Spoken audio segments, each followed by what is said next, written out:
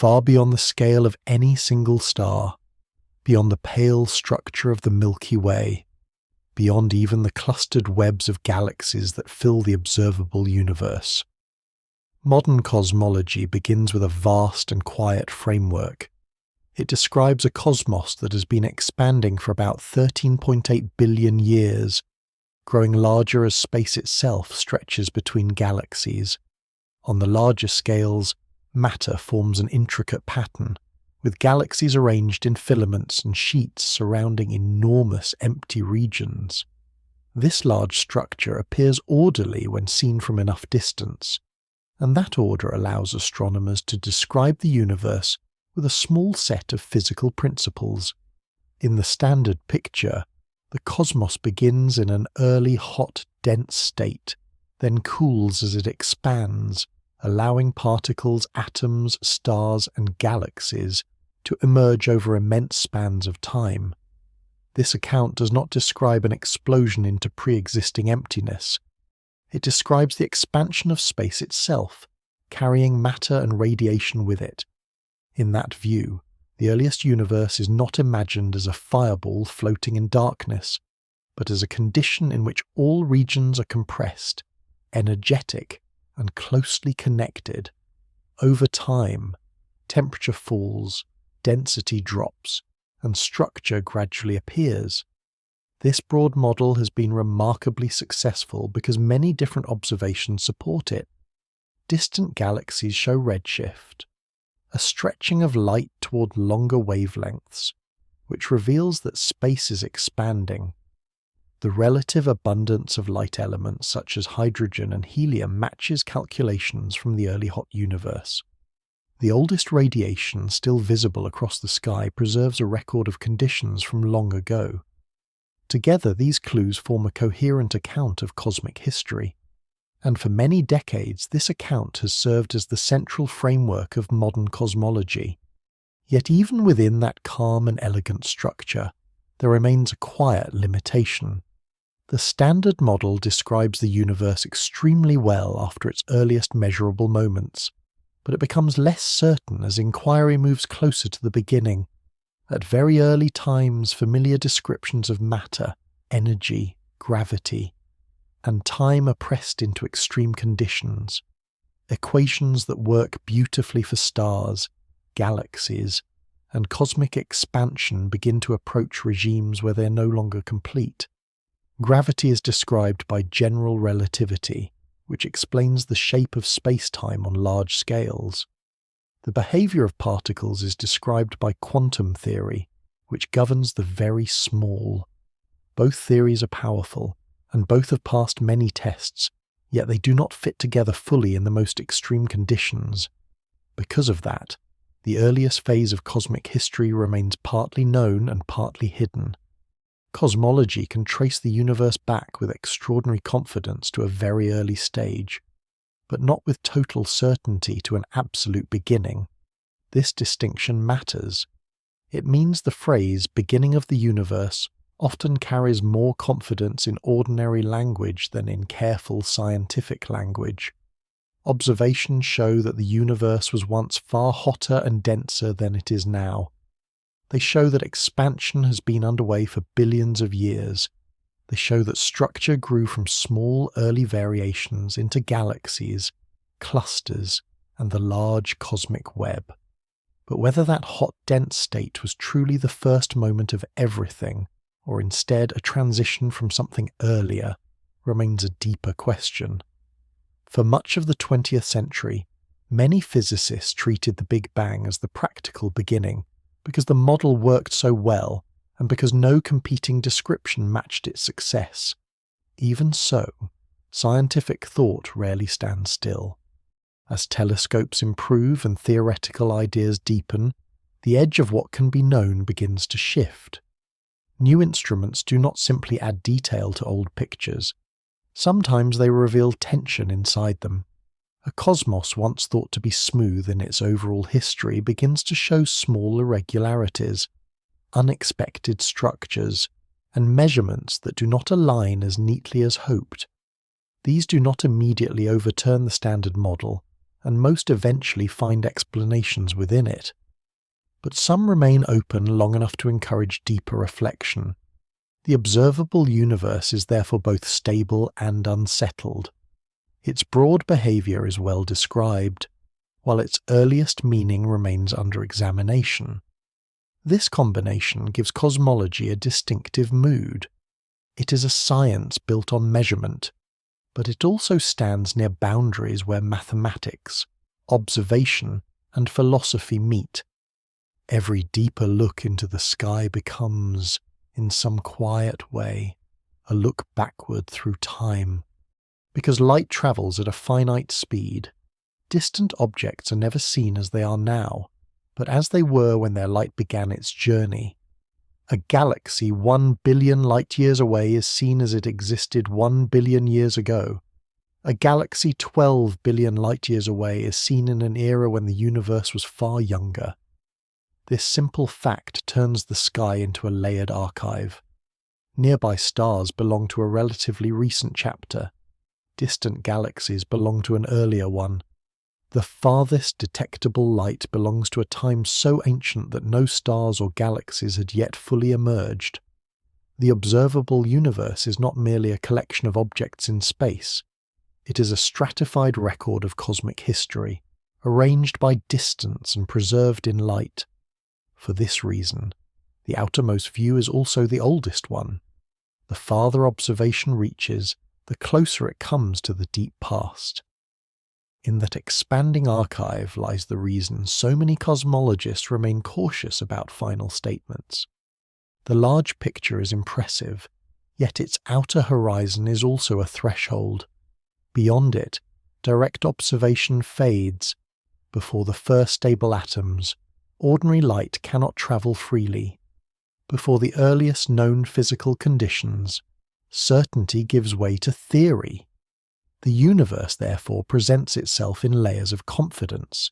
Its later history is rich with detail. Its earlier history is thinner, hotter, and more abstract. Its deepest origin remains the quietest part of all. This is where the central tension enters. The Standard Model says enough to explain much of cosmic history, but not enough to guarantee that the hot beginning is the ultimate beginning. At the widest scale, the universe appears comprehensible, structured, and governed by consistent law. At the deepest edge, it still invites more than one possibility.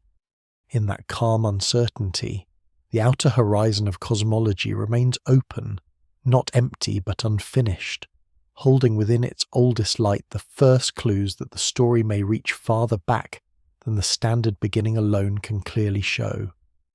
The oldest light in the observable universe arrives with no stars inside it, no galaxies arranged across it, no planets or dust clouds interrupting its path. It comes from a time before the first luminous structures fully take shape, and because of that, it holds a special place in cosmology. This light is known as the cosmic microwave background, a field of radiation spread across the entire sky, reaching Earth from every direction with extraordinary uniformity. It is not the light of the absolute beginning. It is older than any galaxy ever observed, yet it appears only after the universe has already passed through an earlier opaque phase. In the beginning of the Standard Hot Model, the cosmos is so dense and hot that light cannot move freely. Electrons and atomic nuclei remain separated in a bright plasma, and photons are constantly scattered by charged particles. The universe at that stage behaves less like transparent space, and more like a glowing fog. Light is present everywhere, but it cannot travel in straight paths for long. The cosmos is filled with radiation, yet no distant view is possible. Only after expansion cools the universe enough for electrons to join atomic nuclei does this condition change. Neutral atoms begin to form, scattering drops dramatically, and radiation is finally able to move almost unhindered across space. The release of that radiation creates the cosmic microwave background, a fossil glow from roughly 380,000 years after the hot early phase begins. Since that moment, The universe has continued to expand, and the wavelength of that ancient light has stretched with it. What was once intense visible and infrared radiation has been drawn out into much longer wavelengths. Today it is detected as microwave radiation, faint and cold, with a temperature a little under 3 degrees above absolute zero. This light is old beyond ordinary intuition. It has travelled for more than 13 billion years, crossing the evolving cosmos while stars formed, galaxies merged, black holes grew, and planets emerged. It has moved through nearly the entire visible history of the universe to arrive as a quiet glow across the sky. Its importance lies not only in its age, but in its smoothness. When astronomers map the cosmic microwave background, they find that its temperature is almost the same in every direction. The variations are tiny, about 1 part in 100,000. This near uniformity tells a profound story. It suggests that the early universe is remarkably even on large scales, with matter and radiation distributed almost perfectly smoothly. Yet almost is the key word. The tiny differences matter. In that faint pattern of slightly warmer and slightly cooler regions lies the blueprint for everything that forms later. Those small fluctuations represent differences in density. Slightly denser regions pull more matter inward through gravity. Over immense spans of time, they become the seeds of galaxies, clusters, and the large-scale cosmic web. The microwave background is therefore not only the oldest light, it is also the earliest clear map of structure and formation. It preserves a delicate record of a universe that is nearly uniform but not entirely featureless, and from those minute differences all later complexity can grow.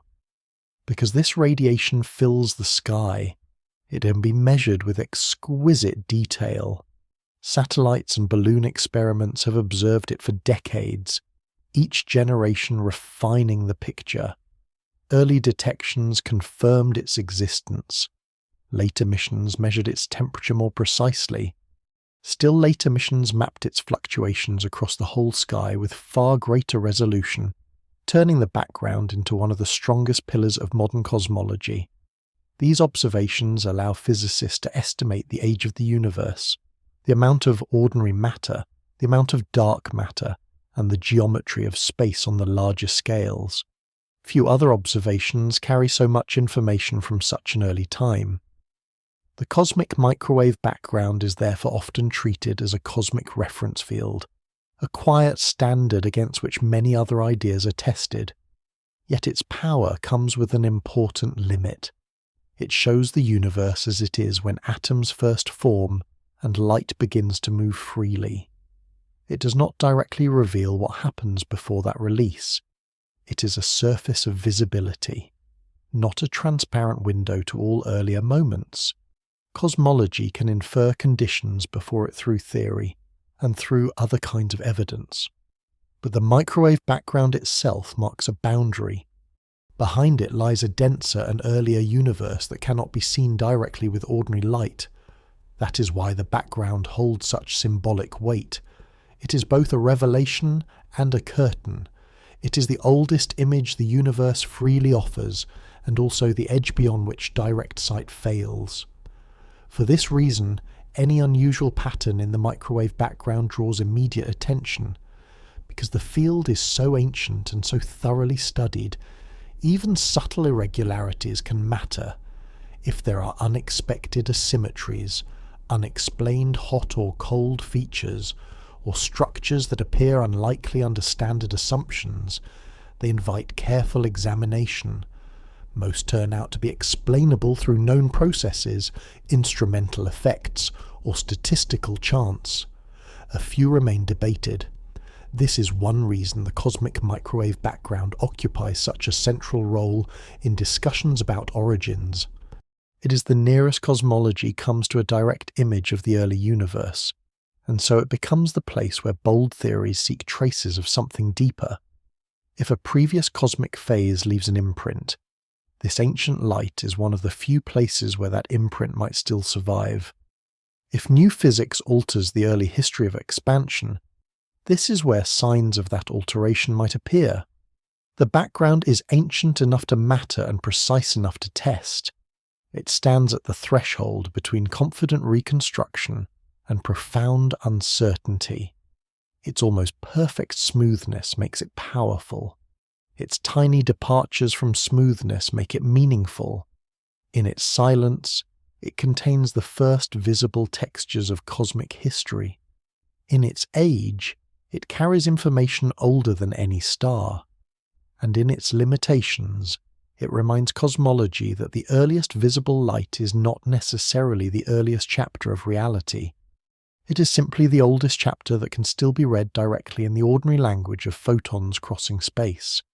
Everything before it must be approached more carefully, through pattern, inference, mathematics, and the patient comparison of models against the oldest glow the universe still allows to be seen. Long before his name became associated with cycles of universes and the possibility of a reality before the hot early cosmos, Roger Penrose is known for work of a different kind, work rooted in gravity, geometry, and the severe logic of Einstein's general theory of relativity. In modern physics, general relativity describes gravity not as a force pulling objects through space, but as the curvature of space-time itself. Matter and energy shape that space-time, and curved space-time guides the motion of matter and light. This picture explains planetary motion, the bending of light near massive objects, the expansion of the universe, and the existence of black holes. It is elegant, powerful, and deeply successful. Yet the equations of general relativity also contain a troubling possibility. Under certain conditions, they lead not merely to very strong gravity, but to regions where space-time is driven toward extremes so severe that the usual mathematical description breaks down. These regions are called singularities. A singularity in this context does not simply mean a dense object, it means a limit where curvature becomes unbounded, and the familiar concepts of space and time cease to behave in ordinary ways. Early in the history of relativity, many physicists suspected such singularities might be artifacts of overly idealized models. They might arise only in perfectly symmetric situations, not in the messy reality of actual stars and collapsing matter. Penrose helped change that view. Through rigorous mathematical work in the 1960s, he showed that singularities are not rare curiosities requiring perfect symmetry. Under broad and physically realistic conditions, gravitational collapse naturally leads to them. His work demonstrated that when enough mass is compressed into a small enough region, the collapse can proceed in a way that no known pressure or internal process can stop. This was a profound result because it meant black holes are not merely odd solutions to Einstein's equations. They are expected outcomes of gravitational physics. A sufficiently massive star, after exhausting the nuclear reactions that support it, can collapse beyond recovery. Once a trapped region forms, a region from which light itself cannot escape, the path toward a singular interior follows from the mathematics with remarkable force. Penrose's contribution did not rely on guessing the detailed behavior of collapsing matter at every moment. Instead, he used geometric methods to show that the global structure of space-time itself forces the conclusion. In this way, his work helped move black holes from speculation toward accepted physical reality. Decades later, when observations of compact objects and gravitational waves provided overwhelming evidence that black holes are real, Penrose's early mathematical results stood as part of the theoretical foundation beneath those discoveries. This is the work for which he received the Nobel Prize in Physics in 2020, shared for discoveries related to black holes. The prize did not recognize his later cosmological proposal about cycles of universes. It honored the depth and durability of his gravitational reasoning. That distinction matters because Penrose's later ideas grow from the same habit of thought. He does not begin by trying to tell a dramatic story about what comes before the Big Bang. He begins with mathematics, with the behavior of space-time under extreme conditions, and with a willingness to follow formal reasoning into places where ordinary intuition becomes unreliable. Singularities are central to that path. In black holes, they represent the deep limit of collapse. In cosmology, a related problem appears in reverse. If the universe is expanding now, then tracing that expansion backward suggests a past state of much greater density and temperature. In many simplified models, the history of cosmic expansion also points toward a singular beginning, a boundary where conventional space-time description fails. This parallel is one reason Penrose remains interested in singularities for so long. They are not marginal features of the equations. They arise both in the death of massive stars and in the apparent origin of the universe itself. They appear wherever gravity is pressed to an extreme. That raises a natural question inside physics, though not in the rhetorical style of popular writing, but as a genuine structural issue. If singularities mark places where existing theory becomes incomplete, what are they really telling us? One possibility is that they represent true endings or beginnings, absolute limits beyond which nothing meaningful can be said. Another possibility is that they signal the breakdown of the present theory, pointing toward a deeper framework that remains to be found. Much of 20th and 21st century theoretical physics has lived inside that tension. General relativity predicts singularities with great seriousness. Quantum theory suggests that extreme microscopic conditions may modify what relativity alone predicts. A complete theory of quantum gravity remains unfinished, and until such a theory is established, the meaning of singularities remains partly mathematical and partly physical. Penrose's response to this difficulty is unusual. Rather than waiting for a fully developed quantum gravity theory to settle all questions, he explores whether the geometry of space-time itself already hints at a broader cosmological pattern. His attention turns to how the universe behaves not only near dense beginnings, but also at extremely late times, when expansion has diluted matter, cooled radiation, and transformed cosmic structure over unimaginable durations. If the beginning appears singular because scales collapse inward, and the far future appears strange because scales stretch outward beyond ordinary relevance, then perhaps the deep geometry of those two extremes is not as different as they seem. This line of thought does not emerge from mysticism or loose analogy. It emerges from the same mathematical temperament that studies trapped surfaces, causal structure, and the global behavior of space-time. Penrose looks at the endpoints of physical description and asks whether the apparent boundaries of one cosmic phase might be related to the boundaries of another. His reputation gives this question weight, though not automatic acceptance. Other physicists may disagree strongly with his later conclusions, yet they do not dismiss the seriousness of the intellectual path that leads him there. The route begins with collapse, singularity theorems, and the realization that general relativity points beyond its own comfortable domain. It begins with black holes not merely as objects in space, but as signs that space-time under extreme conditions may have a more subtle structure than everyday experience suggests.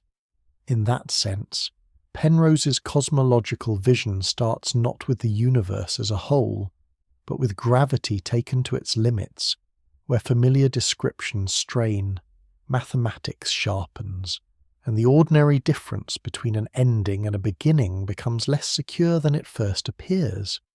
Conformal cyclic cosmology begins with an unusual claim about endings.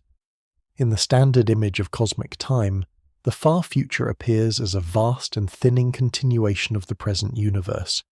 Galaxies drift farther apart, stars burn out, black holes dominate many regions, and over unimaginable durations matter becomes increasingly sparse.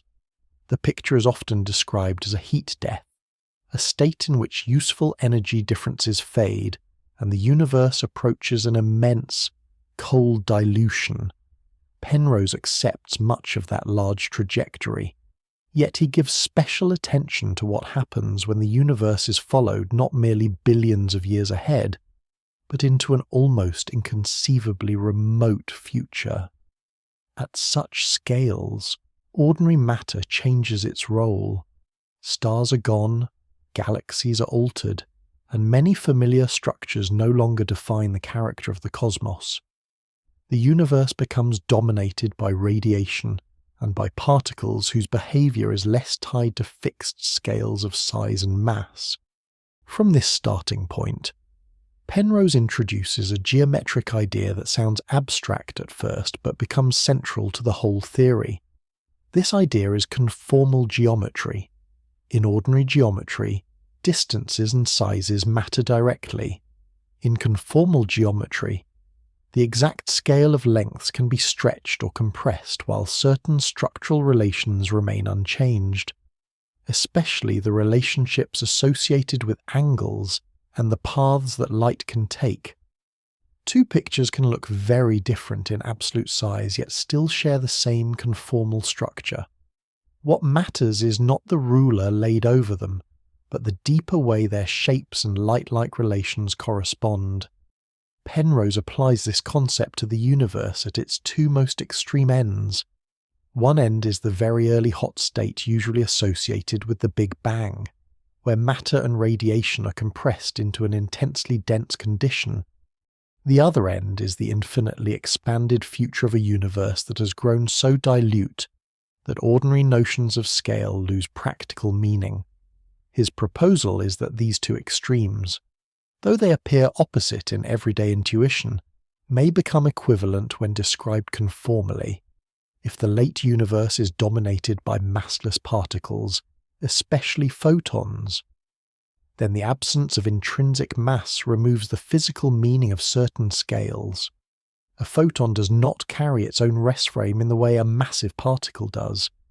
Its behavior is governed by the geometry of light-like motion. Penrose argues that in a sufficiently empty and massless future, the overall scale of the universe becomes less physically meaningful. Once that happens, the infinitely stretched future can be mathematically rescaled, compressed conformally, into something equivalent to a new hot beginning. In that mapping, the end of one cosmic era becomes the beginning of another. He calls each cosmic era an aeon. An eon begins in a hot, dense state, expands for an immense duration, evolves through stars and galaxies, and then moves toward a remote future in which scale ceases to matter in the same way. That future can then be joined conformally to the next aeon's beginning. The sequence continues indefinitely, not as a simple repetition of the same events, but as a succession of cosmic histories linked by deep geometric continuity. The Big Bang in this picture is not the absolute origin of everything. It is the crossover surface between one aeon and the next. The universe does not begin once. It passes from one phase to another through a transformation of scale. This is why the proposal feels so radical. It does not merely add a cycle to cosmology in the usual sense of expansion followed by contraction. Penrose's model does not require the universe to collapse back inward. There is no great reversal from expansion to compression. Instead, the cycle is achieved through geometry. Infinite expansion and compressed beginning become equivalent under the right conformal treatment. The idea avoids the need for a bouncing universe in the traditional mechanical sense. It replaces physical reversal with mathematical continuity across a boundary where normal scale loses meaning. For Penrose, this is not decorative speculation. It is a serious attempt to use known properties of space-time and radiation to rethink what an ending and a beginning actually are. The theory depends on more than poetry about cycles. It depends on whether the far future truly becomes dominated by massless conditions in a way that strips away meaningful scale. and whether the conformal matching between aeons can be carried out consistently. That is one reason the proposal remains controversial. Many cosmologists question whether the physical assumptions required at the end of an eon are realistic. Matter with rest mass plays a central role in the real universe, and whether all relevant mass scales can effectively disappear is not a settled matter. There are also deep questions about entropy, the measure often associated with disorder and the direction of time. Any cyclic cosmology must address why each new aeon can begin in a state that resembles the low entropy order associated with the observed early universe. Penrose approaches this through his own broader ideas about gravitational entropy, arguing that the very smooth early universe represents a special low entropy condition, even if ordinary thermal matter is hot. In this view, the geometry of spacetime itself carries part of the answer. Even so, the proposal is difficult, and many physicists remain unconvinced. Yet conformal cyclic cosmology persists in discussion because it does something rare. It offers a mathematically defined alternative to the claim that the Big Bang is the final beginning beyond which no meaningful prior state can be discussed.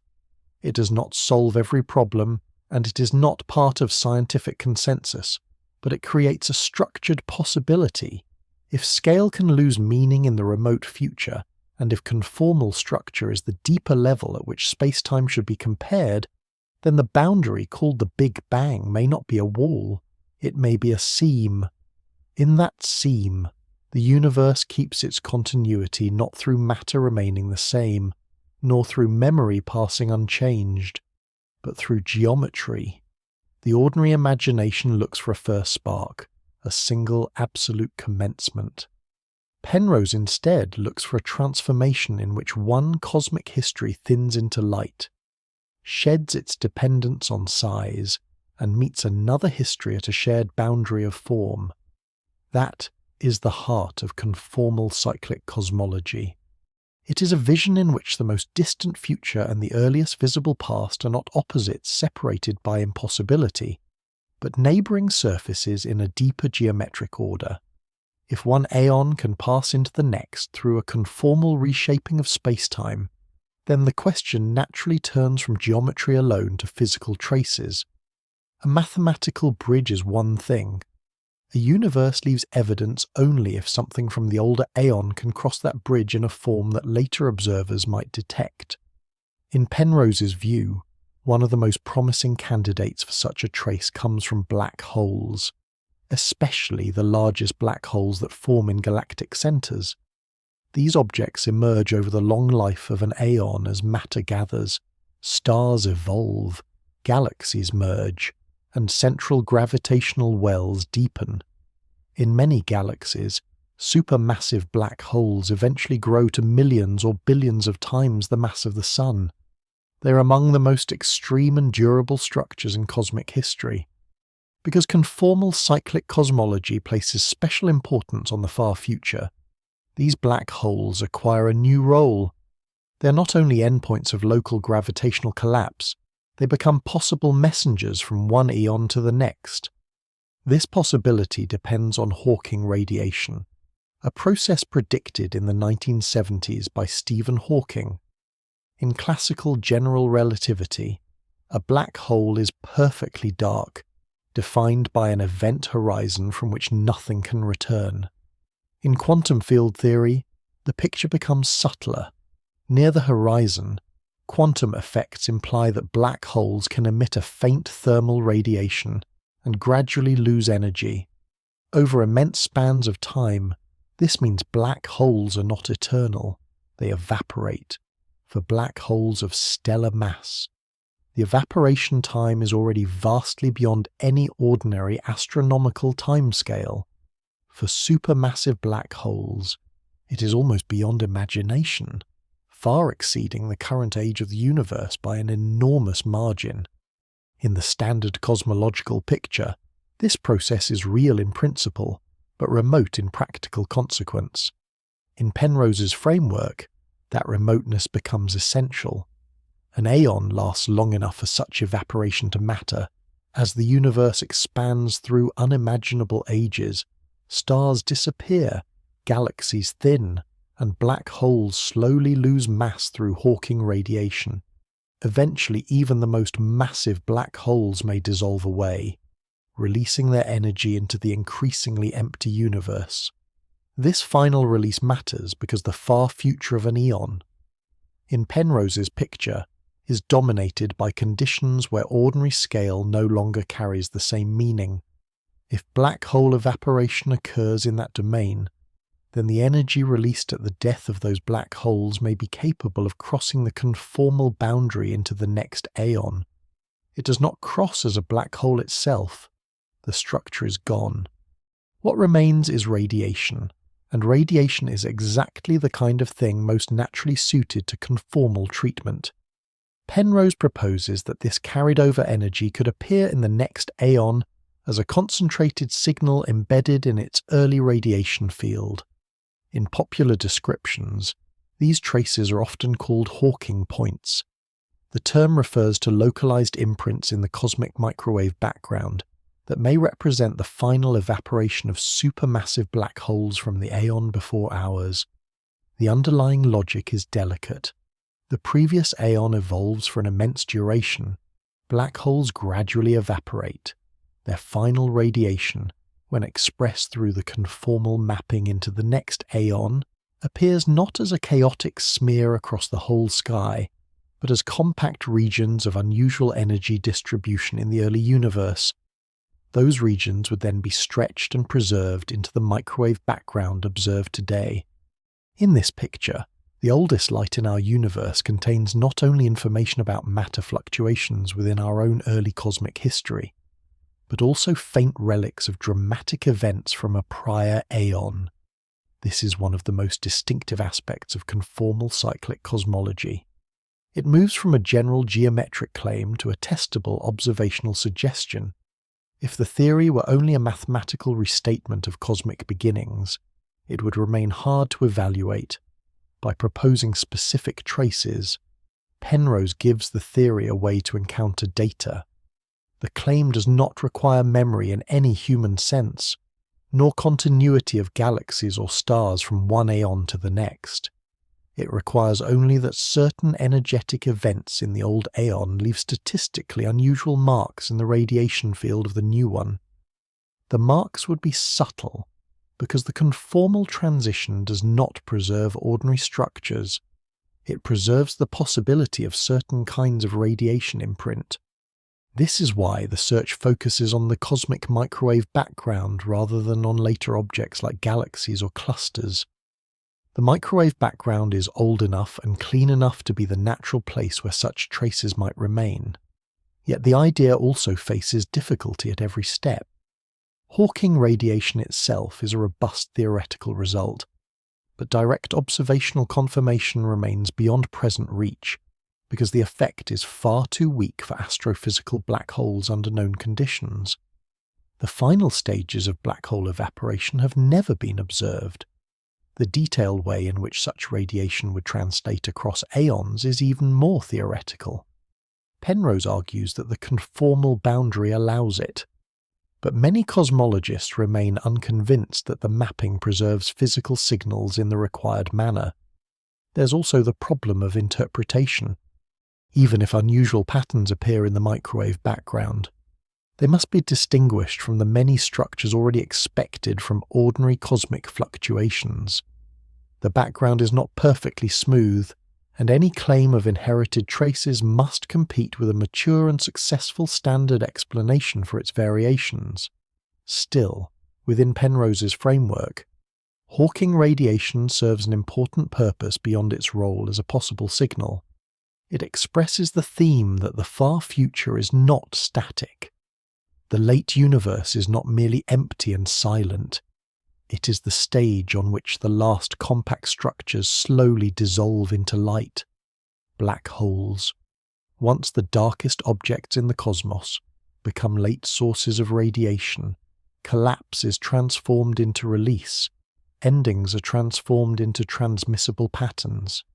In that sense, Hawking radiation becomes the physical counterpart to the conformal idea itself. What seems sealed and final in one description becomes open and connected in another. If Penrose is right, then the oldest visible light in the present aeon may carry within it the fading deaths of ancient black holes from a cosmic history before the one normally called the beginning. Their message would not arrive as words or images. It would arrive as deviations, slight but meaningful, written into the temperature patterns of the sky. Once the possibility of carried-over traces is admitted, the search turns to the sky itself. Penrose's proposal becomes most concrete when it reaches the cosmic microwave background, the ancient radiation already known to preserve the earliest visible pattern of the universe. If the final evaporation of supermassive black holes in a previous aeon can leave localized marks in the next one, then those marks should not be hidden in later galaxies or in complex modern structure. They should appear in the oldest widely observable light, before billions of years of additional evolution blur the signal. That expectation leads to a specific observational program. Rather than treating the microwave background only as a smooth statistical field shaped by ordinary early universe fluctuations, Penrose and collaborators search it for unusual geometric features. In particular, they look for concentric circular regions in which temperature variation is lower than expected, patterns that might represent the transformed imprint of energetic events from an earlier aeon. The reasoning behind this is subtle.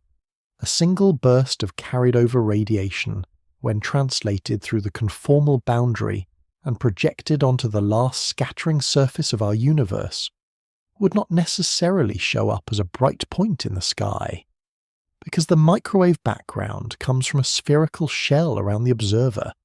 Any localized event from that deep past can intersect that shell in a circular way. If several related emissions are present, or if the structure of the transferred signal has a certain profile, then multiple circles with related centers might appear. Penrose and his colleague Vahe Gurzadian argued that such concentric low-variance circles could be found in real data. Their early claims drew attention because the microwave background is not a place where arbitrary shapes are expected to matter. Standard cosmology treats the small fluctuations there as random fields with specific statistical properties, arising from quantum fluctuations stretched during inflation and later processed by the physics of the hot plasma. In that framework, any apparent circles should usually be interpreted with caution. Human perception is skilled at finding patterns, even where none exist, and statistical data spread across a sphere contains many opportunities for chance arrangements. That is precisely why Penrose's claim is both bold and vulnerable. It does not merely identify a strange-looking spot. It asserts that the number and nature of these circles exceed what standard cosmological simulations should produce by accident. The initial report suggested that the detected circles were not isolated curiosities but repeated features across the sky, with lower temperature variance arranged in concentric patterns more often than random expectation seemed to allow. If true, this would be significant. It would imply that the microwave background contains an organized structure not naturally generated by the simplest form of the standard model. More than that, it would suggest that this structure corresponds to events preceding the hot dense stage usually taken as the beginning of the universe. Such a conclusion would be extraordinary, and extraordinary conclusions immediately invite close scrutiny. The microwave background has been studied by many teams using increasingly precise maps from missions such as the Wilkinson Microwave Anisotropy Probe and the Planck satellite. Its statistical properties are well characterized, and any proposed anomaly can be tested against large ensembles of simulated skies generated according to standard assumptions. This is where the debate intensifies. Critics of Penrose's analysis argue that when the background is simulated properly, structures resembling circles appear naturally, random Gaussian fields, when sampled across enough possible centres and radii, can produce patterns that look unusually suggestive. A circle that appears striking to the eye may not be statistically special when judged against the full set of possibilities searched. This difficulty is sometimes described as a look elsewhere problem. If one examines enough locations, enough radii, and enough definitions of what counts as unusual, some patterns will seem significant simply because the search is so broad. Penrose and collaborators reject the idea that this fully explains the observations. They argue that their circles have specific qualitative properties not matched by ordinary random realizations, and that the standard rebuttals misunderstand the method of identifying the relevant patterns. This disagreement is not trivial, because it reaches into the philosophy of data analysis as much as the details of cosmology. A pattern in the sky is never just seen. It is defined by a method, compared with a model, filtered through assumptions, and judged against the space of alternatives. The question is not only whether circles exist, because circles of some kind always exist in a noisy map. The question is whether the particular circles identified by Penrose carry statistical and physical meaning beyond the standard model. The answer remains unsettled. Most cosmologists do not regard the concentric circles claim as established evidence for a previous aeon. The mainstream view is that the case has not met the burden required to overturn a framework that already explains the microwave background with great success. Even so, the episode matters. It shows how a theory like conformal cyclic cosmology moves from pure geometry into observational vulnerability. It risks failure in the face of data, and in that risk it becomes a scientific proposal rather than a purely metaphysical one. These circles themselves, whether ultimately meaningful or not, become a test of how far cosmology can read into ancient radiation. They also reveal the difficulty of using a single sky as evidence. Unlike laboratory science, cosmology cannot rerun the universe. There is one microwave background, one observable history, one data field against which competing models must be tested. This makes statistical care especially important, and also ensures that disputed anomalies can remain disputed for years. In the quiet texture of the oldest light, Penrose sees possible echoes of black holes from before the Big Bang. Others see the normal complexity of random fluctuations in a finite sky. Between those positions lies a careful and unresolved contest over whether geometry from a previous aeon has truly left circles in the background of the present one. The dispute over circles in the cosmic microwave background does not rest on simple disagreement about appearance. It rests on the deeper question of how a scientific community decides whether an unusual pattern is real, meaningful, and physically explanatory. In cosmology, this question becomes especially delicate because the data are both rich and limited. The sky provides an enormous amount of measurable structure, yet it also provides only one universe, one realization, one background map. Unlike a laboratory experiment, the cosmos cannot be rerun under slightly altered conditions. Because of that, the interpretation of anomalies demands unusual care. A claimed feature must survive not only direct measurement, but also the challenge of simulated comparison, instrument characterization, and statistical framing.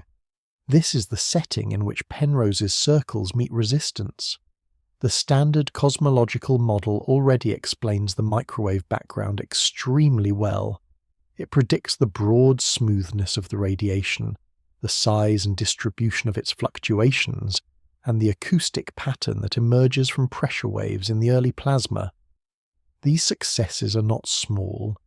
They connect the background to the abundance of light elements, the formation of later structure, and the inferred content of ordinary matter, dark matter, and dark energy. A model with so much explanatory reach is not abandoned because a few patterns look interesting. A proposed alternative must show that the anomaly is robust, that it's not a byproduct of noise or analysis choices, and that it fits naturally within a broader theoretical framework. The circle's claim enters exactly this difficult territory. Critics respond by generating simulated microwave background skies consistent with standard assumptions. These artificial skies contain random fluctuations with the same statistical properties expected from the accepted model. When researchers search those simulations for circular features, they often find structures that look surprisingly similar to those identified in the real sky.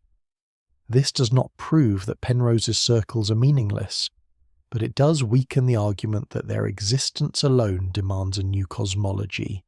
Random fields, especially on a sphere with many possible search locations, can generate suggestive forms.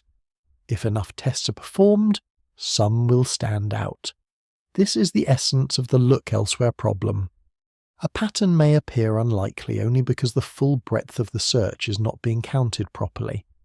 When one is free to vary center, radius, threshold, and definition of significance, the number of opportunities for an apparent anomaly becomes very large. What matters is not whether a feature can be found, but how improbable that feature remains after all those opportunities are considered. Penrose and his collaborators argue that the rebuttals miss something essential. They suggest that the circles are not merely selected after the fact from random possibilities, but correspond to a specific predicted class of structures that standard simulations do not truly replicate in character. This is where the discussion becomes highly technical. It turns on how variance is measured, how circles are ranked, how null models are built, and whether the claimed signal is qualitatively distinct from ordinary random variation. For most observers outside the field, the disagreement can seem frustratingly abstract, yet it reflects a central feature of modern science. Evidence is rarely a simple matter of seeing, it is a matter of model comparison. A pattern acquires meaning only through the framework used to describe what should ordinarily occur. In cosmology, this challenge is amplified by cosmic variance, the unavoidable uncertainty that comes from observing only one large-scale universe. Even a perfect instrument cannot eliminate that limitation. Some large-scale features may differ from theoretical averages simply because this universe is one realization among many possible ones, allowed by the same underlying model. This means that rare patterns can exist without requiring new physics. It also means that genuine new physics can hide among patterns first dismissed as rare fluctuations. The difficulty lies in telling the difference. That is why disputes about anomalies often last for years. They are not signs of weakness in science, but signs of a discipline working carefully near its limits. The controversy over Penrose's circles also reveals something about the sociology of scientific ideas. A respected physicist can propose a bold interpretation, and that interpretation will be taken seriously enough to test, but not accepted on reputation alone. The weight of a theory rests not on fame, but on reproducible analysis and the ability to outperform established explanations. This is one of the reasons cosmology remains both imaginative and conservative. It welcomes daring ideas, yet it demands that those ideas survive a gauntlet of statistical and observational scrutiny. In the case of the circles, most researchers conclude that the evidence does not reach that threshold. The standard model remains intact, not because it explains every detail perfectly, but because no alternative has yet demonstrated superior and reliable explanatory power. Still, the debate leaves a residue of significance. It sharpens the methods used to examine the background. It forces clearer thinking about how anomalies are defined. It shows that ancient radiation can still surprise observers, even when the surprise turns out to be methodological rather than revolutionary. Most of all, it sets the stage for Penrose's next move.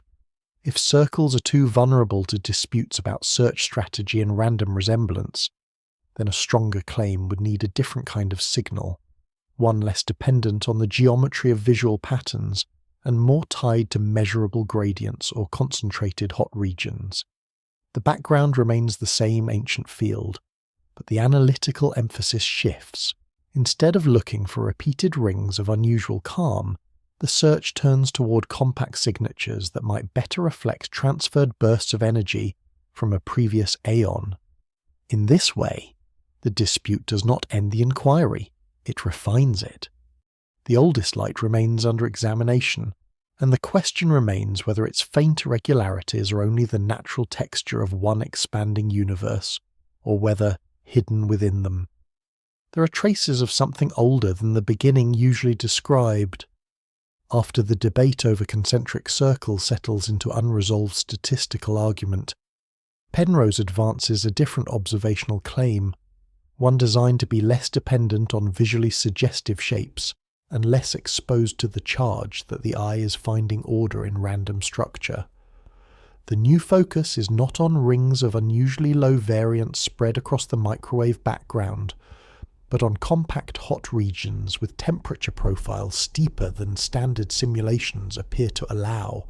In this version of the argument, the ancient sky is not searched primarily for repeated geometry. It is examined for localized gradients, places where temperature changes unusually sharply over a small angular scale. The underlying physical idea remains similar.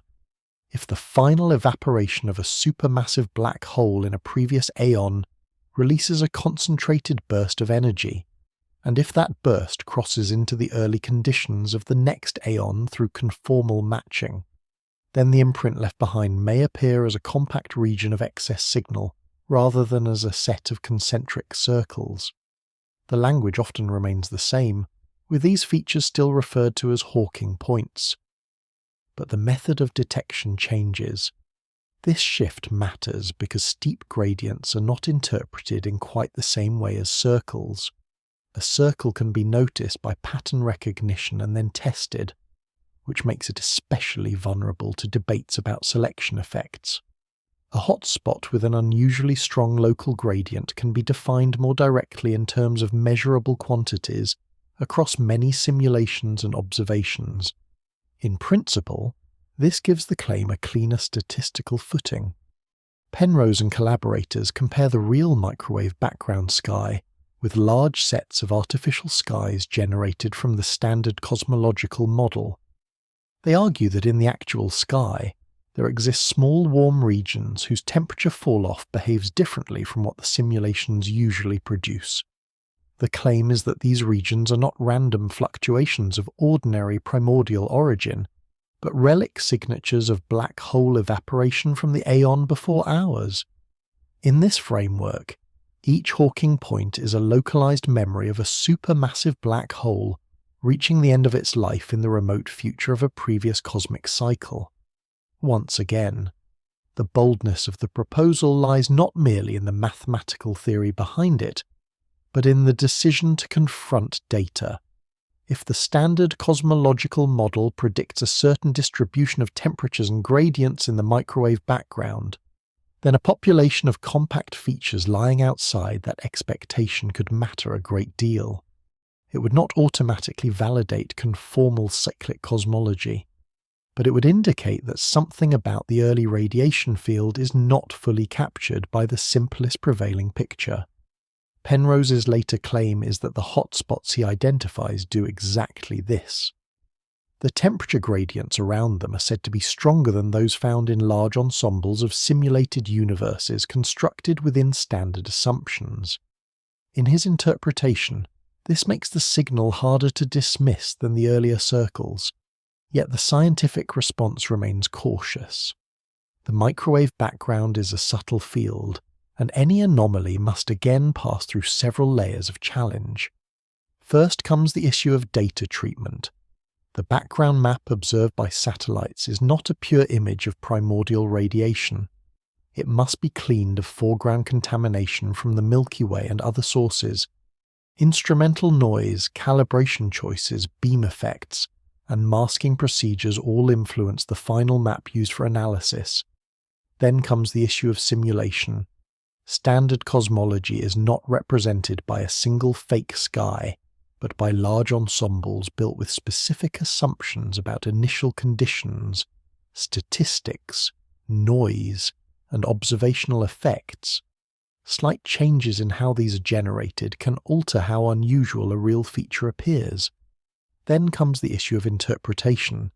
Even if certain hotspots are statistically uncommon, uncommon does not by itself mean pre-Big Bang. Many different forms of new physics, and some unresolved conventional effects, could in principle produce anomalies. This is why most cosmologists do not treat the later Hawking point analysis as decisive. It is regarded as intriguing by some, but far from conclusive. The threshold for overturning or even substantially revising the standard cosmological model is extremely high, and for good reason. That model succeeds across a huge range of observations, from the large-scale distribution of galaxies to the proportions of hydrogen and helium to the overall statistical character of the microwave background itself. A handful of unusual regions, however interesting, must compete with that entire framework.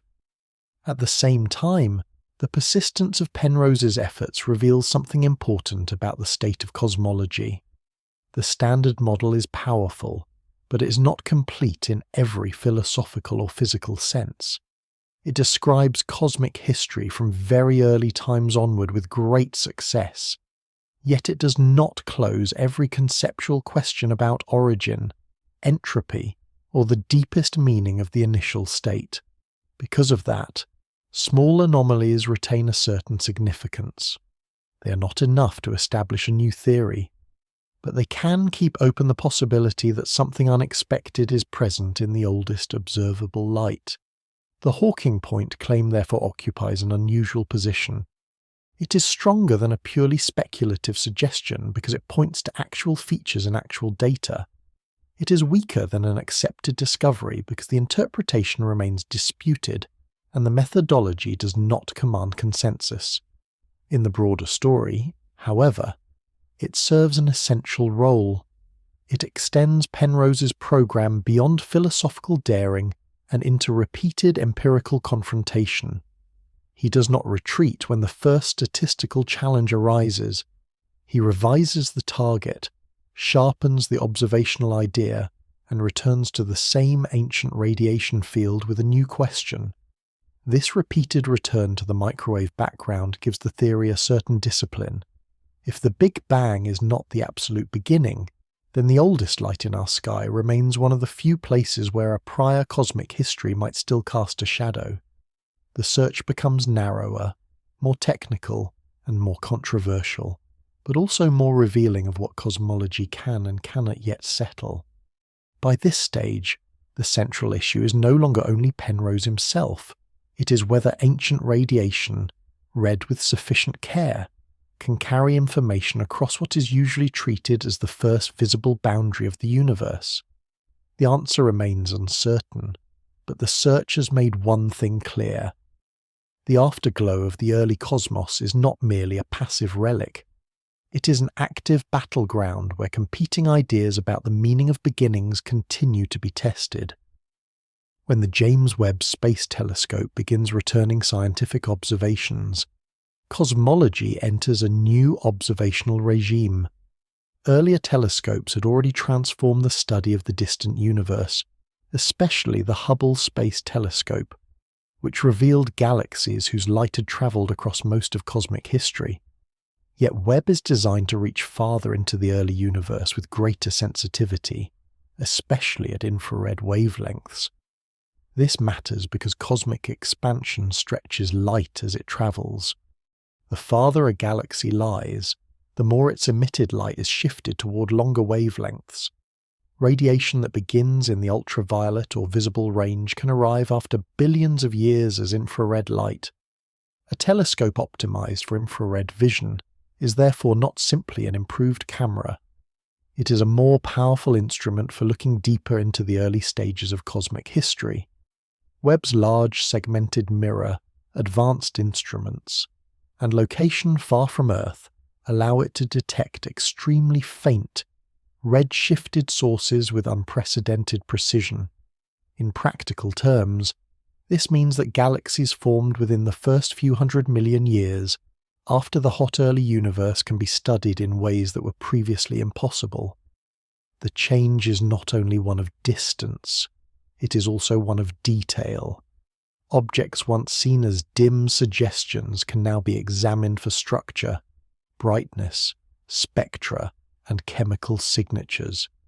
This transition matters for the larger question of beginnings, because the earliest galaxies are not separate from cosmology. They are among its most demanding tests. A cosmological model does not succeed only by describing expansion in the abstract.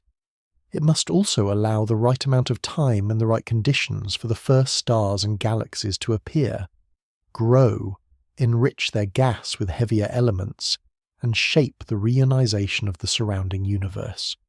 If those structures arrive too early, grow too quickly, or appear more chemically mature than expected, then the model may require adjustment. Webb becomes crucial precisely because it reaches into this formative interval.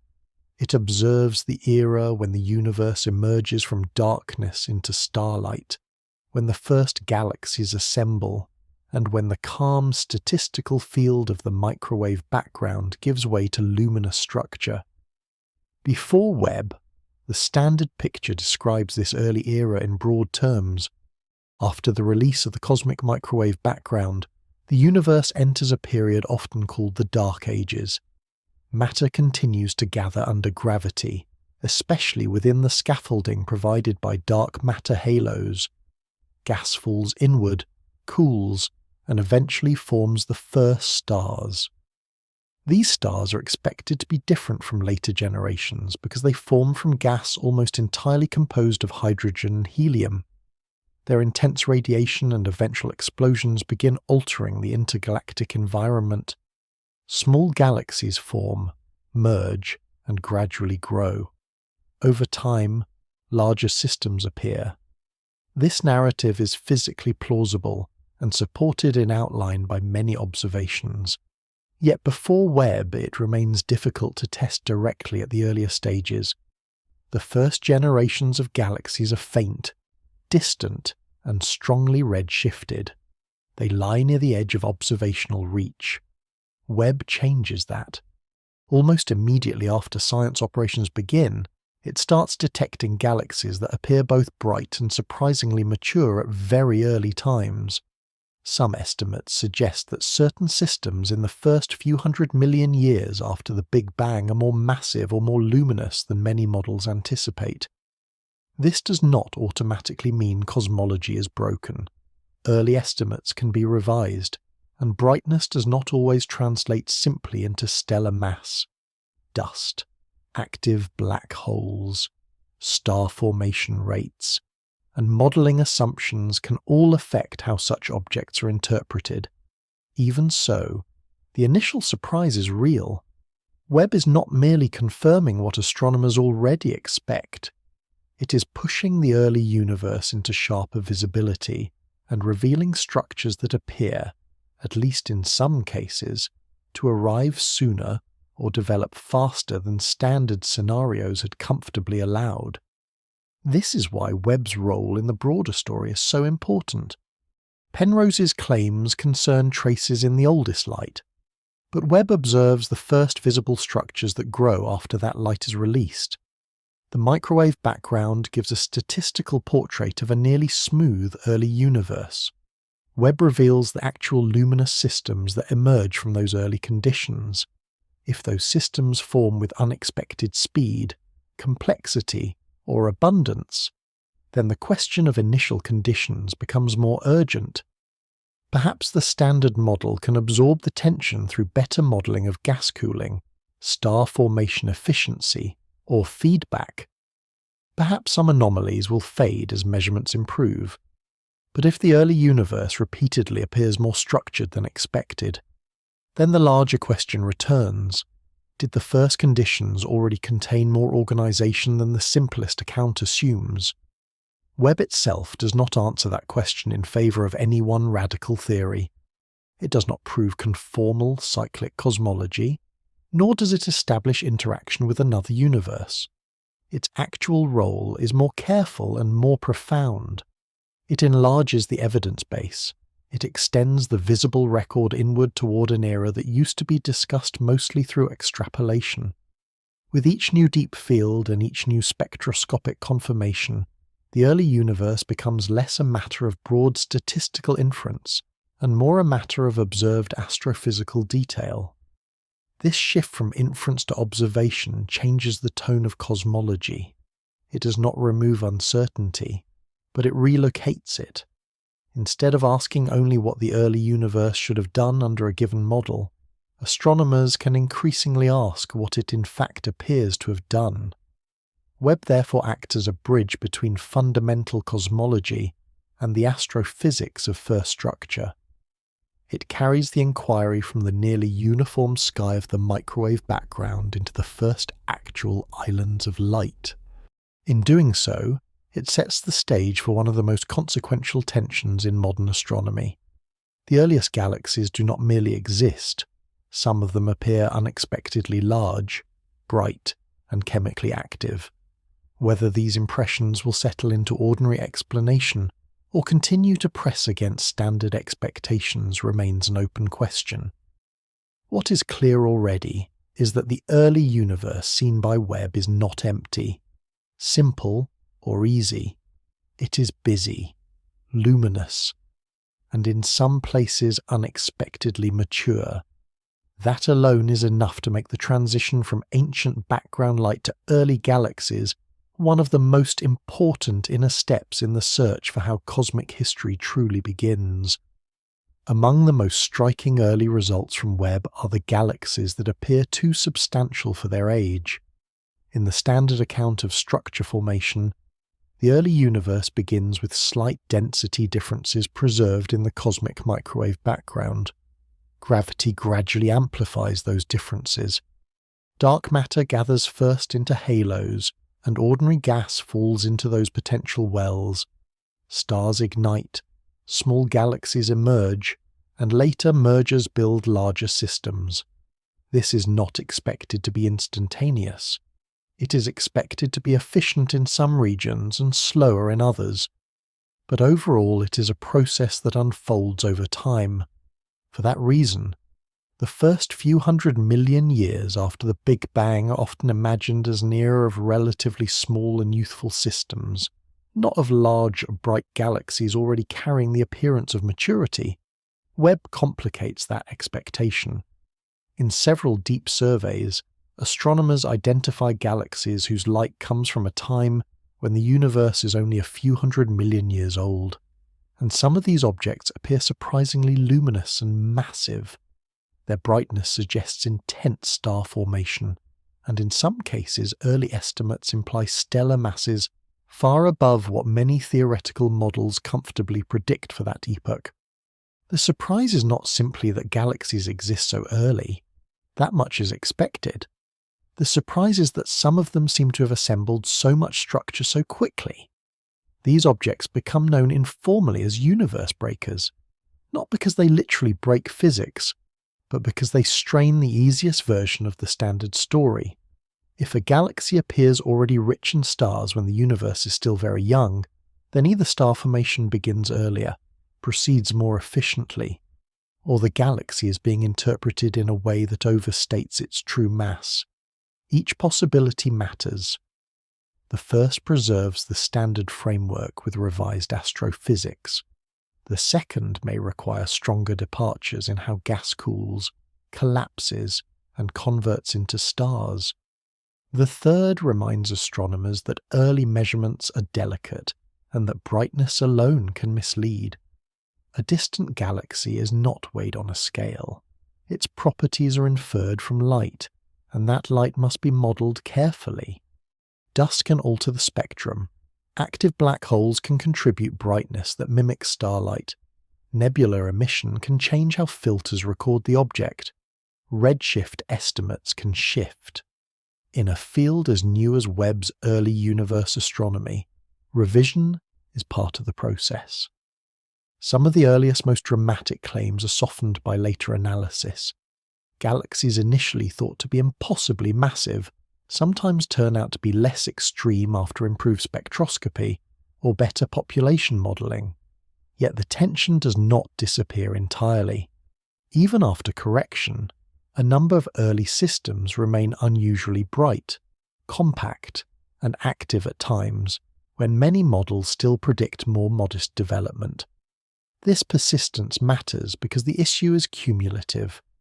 A single unusual galaxy might be dismissed as an outlier or a measurement challenge. A population of unexpectedly substantial early systems begins to suggest that the broad pace of early structure formation may need adjustment. The key difficulty lies in time. To build stars, gas must collapse. To build many stars, gas must collapse efficiently and repeatedly, often inside growing dark matter halos that themselves must form soon enough. The universe at 200 million or 300 million years of age is not empty, but it is still very young on cosmic scales. There is simply less time available for all the sequential processes that later galaxies take for granted. When Webb finds luminous systems in this interval, it is not merely finding objects far away. It is finding evidence that the machinery of structure formation may have turned on quickly and powerfully. Some researchers respond by refining the ordinary ingredients rather than abandoning the overall model. Perhaps gas in the earliest halos converts into stars more efficiently than assumed. Perhaps feedback from young stars does not suppress star formation as strongly in the first galaxies as it does later. Perhaps the initial mass function, the distribution of stellar masses at birth, is different in primordial environments, favouring brighter and more massive stars that temporarily make galaxies appear more substantial than their true long-term mass would suggest. These are serious possibilities, and none requires a universe before the Big Bang. Others note that the very existence of such possibilities reveals how sensitive cosmology is to initial conditions. If small shifts in early efficiency produce large differences in visible structure, then the earliest universe is not merely a blank beginning from which everything follows inevitably. It is a tuned physical environment in which modest changes can have profound observational effects. This is where the broader philosophical pressure returns. A universe that seems to assemble luminous structure with unusual speed raises the question of whether its earliest conditions are fully captured by the simplest statistical picture. Webb does not answer that question directly. It cannot look through the microwave background to a previous aeon, nor can it observe a pre-Big Bang state. But it does reveal the consequences of whatever initial structure the universe actually possesses. If the earliest galaxies are more developed than expected, then the starting point from which they grow may deserve deeper scrutiny. There is also an important methodological lesson in these findings. Cosmology is strongest when different lines of evidence support one another. The microwave background constrains early fluctuations. Large-scale galaxy surveys constrain later structure. Element abundances constrain the thermal history of the young universe. Webb now adds direct evidence about the first luminous systems. If all these lines can be reconciled with revised but still standard physics, then the model survives in strengthened form. If not, then tension spreads inward toward the earliest assumptions. This is why the discovery of early massive galaxies has such resonance. It is not only an astrophysical puzzle about a few distant objects, it is a pressure test on the timeline of cosmic growth. The first islands of light revealed by Webb are telling astronomers that the young universe may have been more productive, more organized, or more extreme than expected. Whether that means the standard picture needs modest recalibration or something deeper remains uncertain.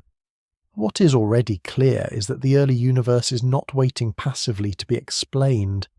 It is presenting mature-looking galaxies in an age that seems, at first glance, too young to have made them. A deeper tension emerges when Webb begins to reveal not only early galaxies, but early chemistry.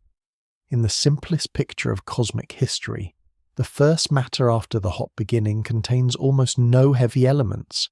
Hydrogen dominates. Helium is abundant. Tiny traces of lithium are present. Elements such as carbon, oxygen, nitrogen, silicon, and iron do not appear in meaningful amounts at first because they are forged later inside stars and then released into space through winds, explosions, and other violent deaths.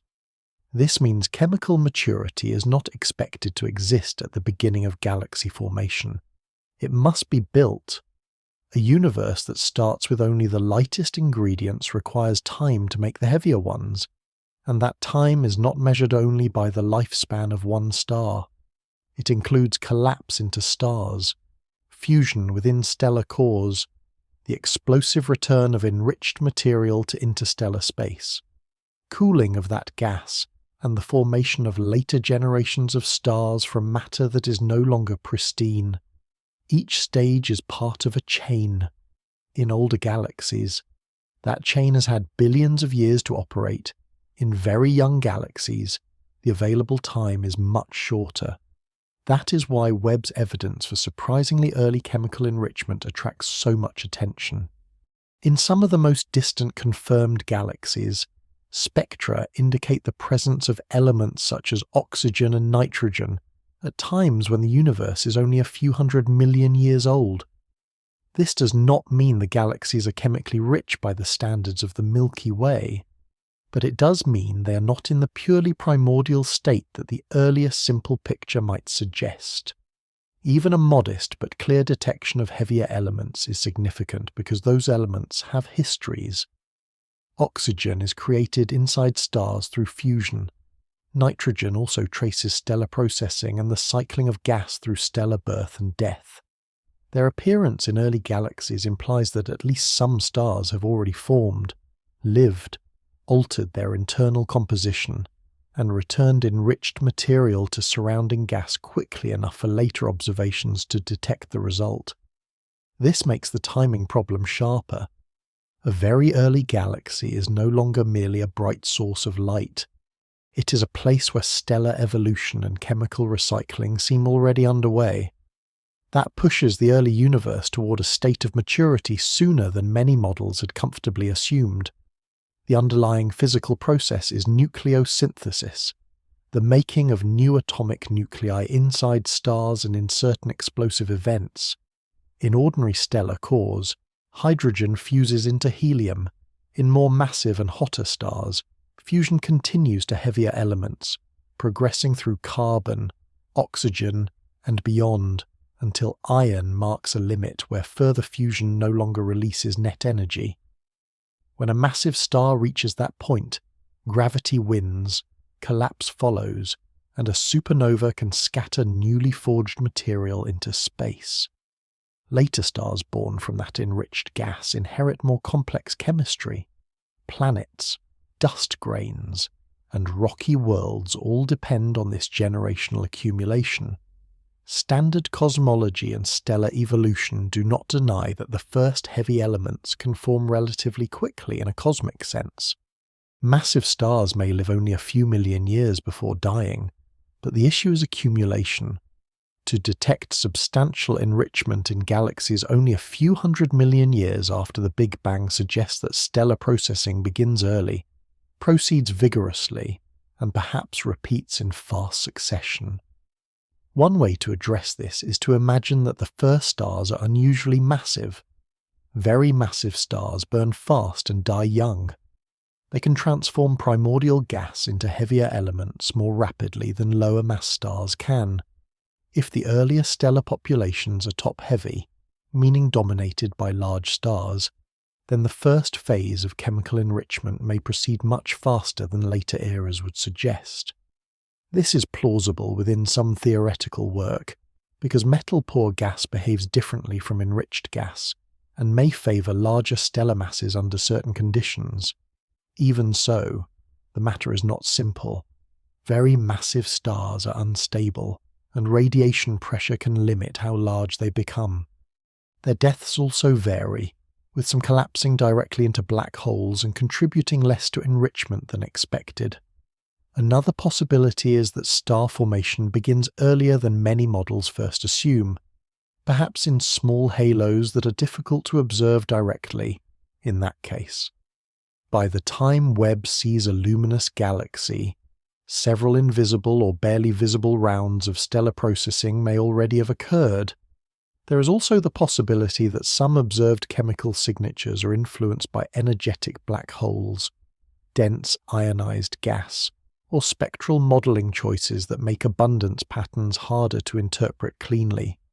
Yet despite these caveats, the general pressure remains. The early universe appears not only luminous but chemically active. This matters at a conceptual level because chemistry is memory. Light tells astronomers that stars are shining now. Heavy elements tell them that earlier stars have already lived and died. A chemically enriched galaxy therefore carries within it a compressed record of prior astrophysical activity. It is evidence not just of present brightness, but of preceding cycles of formation and destruction. Webb's early galaxies seem to hold more of that record, sooner than many expected. In the larger cosmological story, this does not prove that our universe inherits structure from a previous one, but it does strengthen the impression that the earliest visible galaxies are arriving with more internal history than the simplest timing arguments once allowed. The universe is not waiting long before producing oxygen, nitrogen, and other markers of stellar processing. It is moving rapidly from primordial simplicity toward layered complexity for standard cosmology. This means models of the first stars, the first halos, and the efficiency of gas conversion must be refined with great care. For broader speculative ideas, it keeps alive the thought that the young universe may begin with conditions more favourable to swift organisation than the most minimal account suggests. The chemistry of early galaxies therefore acts as a deeper measure of cosmic maturity. Brightness can sometimes deceive. Heavy elements are harder to fake.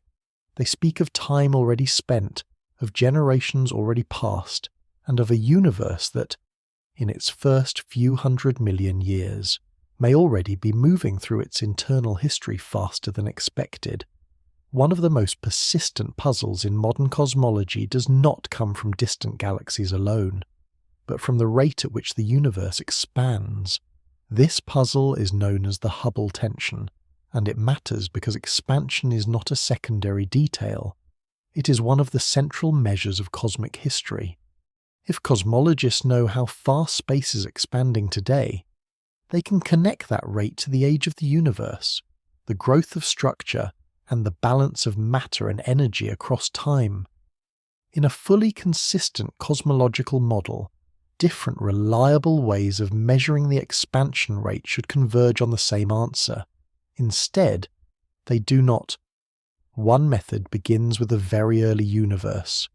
It uses the cosmic microwave background and the standard cosmological model to infer what the present expansion rate should be if the universe evolves according to the accepted mixture of ordinary matter, dark matter, radiation, and dark energy. That method yields a lower value. Another method begins in the relatively nearby universe. It measures the distances to stars and galaxies more directly, often using standard candles such as Cepheid variable stars and supernovae, and from those observations calculates the current rate of expansion. That method yields a higher value. The gap between these two results is not enormous in ordinary language, but in precision science it is too large to ignore. It has persisted through repeated observations, improved calibration, and intense scrutiny. For years, many researchers hope that the discrepancy will disappear as measurement errors are found and corrected. That hope makes sense. Distance measurement in astronomy is difficult, and the ladder of inference from nearby stars to remote galaxies contains many opportunities for subtle bias. A small error in brightness calibration, crowding, dust correction, or sample selection can shift the final result. On the early universe side, inferred values depend on fitting a cosmological model to the microwave background, so an unnoticed assumption in that model could also matter.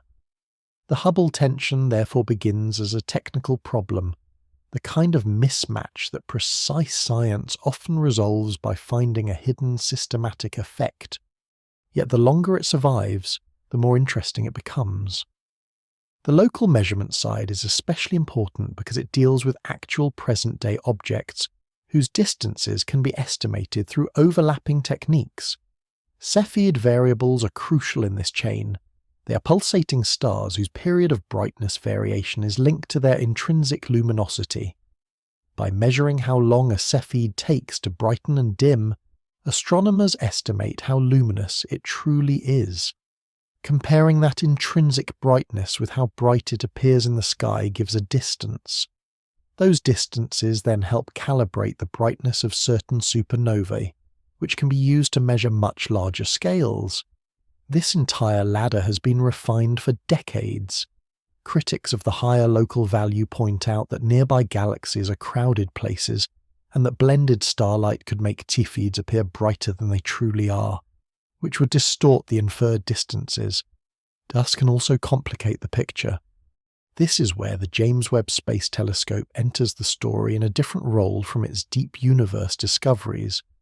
Webb is not only a machine for finding the earliest galaxies, its infrared sensitivity and sharp resolution also allow it to examine known distance indicators with greater clarity. In crowded galactic fields, Webb can separate stars more cleanly and see through dust more effectively than earlier instruments. If hidden problems in local distance measurements are driving the tension, Webb is well placed to expose them. Instead, Webb's results tend to support the local side. Observations of Cepheid variables with Webb align closely with the distances previously inferred from the Hubble Space Telescope. Rather than dissolving the discrepancy, this strengthens it. The local expansion rate remains high. That means the disagreement is less likely to be a simple measurement mistake and more likely to reflect either subtle, unresolved systematics that are very difficult to find or a real incompleteness in the standard cosmological model. This is why the Hubble tension has become more than a technical annoyance. It has turned into a possible sign that cosmology may be missing some ingredient in the transition from the early universe to the present one. Many proposals have been developed to address this. Some introduce a temporary form of early dark energy that changes the expansion history before the cosmic microwave background is released. Others alter neutrino physics, interaction rates, or other components of the early plasma. Some proposals adjust the later universe instead, though that tends to be harder because the local measurements are not merely inferred from one equation, but built from observed astrophysical objects. What unites these proposals is the recognition that a single cosmological story may not fit all the data as smoothly as once hoped.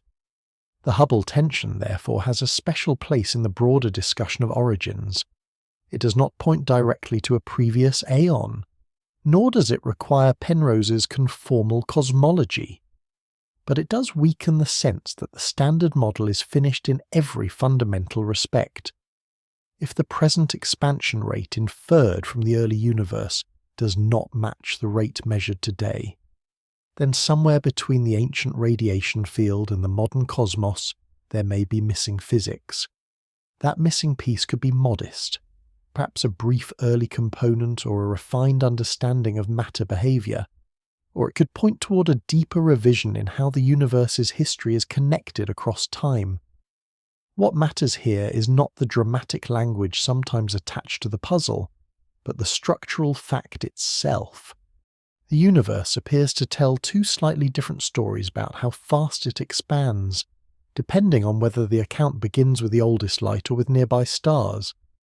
When one of the best-tested models in science gives two answers to the same underlying quantity, cosmologists listen carefully.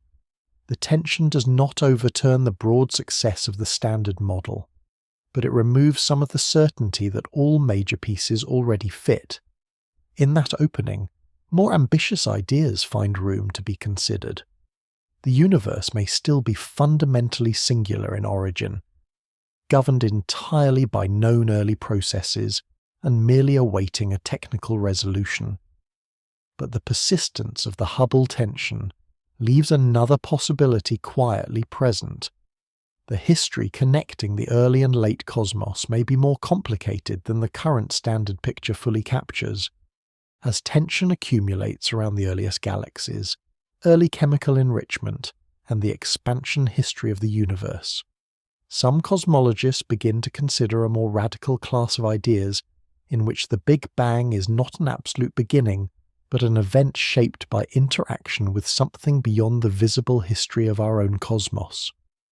These ideas do not all resemble Penrose's conformal cyclic cosmology. Many come instead from inflationary theory, and from broader attempts to understand how a universe like ours might emerge within a larger setting. In the usual inflationary picture, the very early universe undergoes a brief but extraordinary phase of rapid expansion. This smooths space, dilutes irregularities, and helps explain why the observable universe appears so uniform on large scales. Quantum fluctuations during that phase are then stretched to cosmic size, later becoming the seeds of galaxies and structure. Inflation has many successes, yet some versions of it also open the door to a larger landscape in which inflation does not happen once and stop everywhere. Instead, it may continue in some regions while ending in others, creating separate bubble universes with different local histories. In many treatments, these bubble universes are effectively isolated. They cannot communicate once they are separated by expanding space, and their existence remains mostly a theoretical consequence rather than an observational reality. Yet once the idea of a multiverse enters the mathematical discussion, another possibility appears. Perhaps bubble universes can interact at the edges of their formation. Perhaps collisions occur while they're still young enough to influence one another. Perhaps what is called the Big Bang in one region is not the beginning of all existence, but the local hot start of a bubble universe emerging within a broader inflating background. In that case, the earliest observable history of our universe might already carry the consequences of contact, disturbance, or inherited conditions from beyond itself. This does not mean that another universe would be visible in the sky as a separate object. The interaction would be more subtle. If two bubble universes collide, theoretical models suggest that the encounter could generate ripples or asymmetries in space-time. Those effects might later appear as unusual patterns in the cosmic microwave background. Small preferred directions, localized temperature anomalies, or departures from the simplest statistical expectations of a perfectly isolated inflationary origin. Such signatures are difficult to distinguish from ordinary fluctuations and instrumental complications, but they offer a way to turn a very speculative idea into something at least partially testable. A few large-scale anomalies in the microwave background have occasionally encouraged this line of thought. Some analyses have pointed to hemispheric differences, alignments of large-scale modes, or other departures from exact isotropy. None of these has achieved broad consensus as evidence of another universe, and many may be statistical accidents or byproducts of the fact that only one sky is available for study. Still, their existence keeps the question alive. If the early universe contains more structure, more asymmetry, or more large-scale organization than the simplest isolated model predicts, then interaction with an external environment becomes one class of possible explanation. This is where the connection to the broader theme becomes important. Penrose imagines inheritance across aeons through conformal geometry. Inflationary bubble interaction imagines inheritance through collision or contact among neighboring cosmic regions. These are very different mechanisms, built on different mathematics and different physical assumptions, yet they share a common implication. What is usually called the beginning may instead be a transition. The hot, dense state from which the observable universe evolves may not be the first reality, but the first locally visible phase after a prior condition or external influence. The significance of this shared implication lies less in any one model than in the fact that modern cosmology repeatedly generates scenarios in which beginnings are relative rather than absolute. This does not mean such scenarios are correct. Most remain highly uncertain, and many may never be confirmed. But it does mean the old confidence that the Big Bang straightforwardly marks the final start of all things has weakened within serious theoretical discussion. Once cosmology is pushed to its deepest edges, the idea of an isolated first moment becomes harder to defend with complete confidence. Instead, the earliest observable state begins to look like a boundary of knowledge, and multiple theories compete to interpret what kind of boundary it is. Interaction-based multiverse models have another appeal in the context of Webb's discoveries. If the early universe appears to develop structure with unusual speed, one might imagine that inherited perturbations or external influences could provide a more structured starting point than standard isolated inflation assumes. A collision with another bubble universe might leave behind density variations or directional features that later encourage rapid galaxy formation in certain regions. It might even affect the expansion history in ways that echo through later measurements.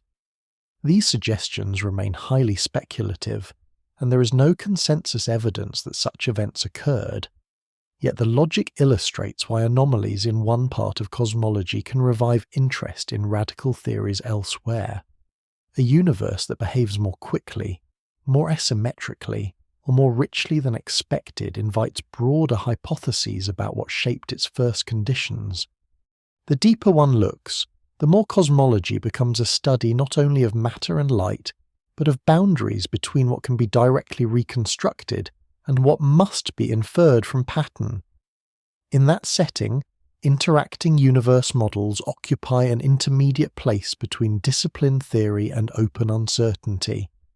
They are not fantasy, because they emerge from serious mathematics within certain inflationary frameworks. They are not accepted description, because observational support remains weak and ambiguous. But they help illuminate a central shift in modern thought. The Big Bang is no longer treated by every cosmologist as an unquestionable absolute beginning. For some, it remains the best practical description of the earliest state that can be modelled. For others, it may be the aftermath of something larger, whether that larger context is a previous aeon, an inflating multiverse, a bubble collision, or some still unknown physics. The conceptual movement is the same. The boundary at the start of visible cosmic history is increasingly treated not as a settled wall, but as a place where a deeper structure may yet be found. Among Webb's most puzzling discoveries are the objects informally known as little red dots. These sources appear in deep observations of the early universe as compact, bright, red objects concentrated in the first billion years of cosmic history. At first glance they seem almost modest, tiny points of light against a dark field. Yet their physical implications are anything but modest. They are unusually small in apparent size, unusually luminous for such compact systems, and marked by spectral features that do not fit comfortably into the simplest categories. They do not behave exactly like ordinary young galaxies dominated only by starlight, and they do not behave exactly like familiar active galactic nuclei seen in the later universe. They occupy an intermediate and initially confusing place. This is why they attract so much attention. The early universe is already expected to contain galaxies, stars, and in some cases growing black holes. But the little red dots suggest that compact energetic systems are appearing in large numbers and at very early times. Their redness does not necessarily mean they are cold. In astronomy, red can simply mean that shorter wavelengths are being absorbed or shifted away, leaving longer wavelengths more visible.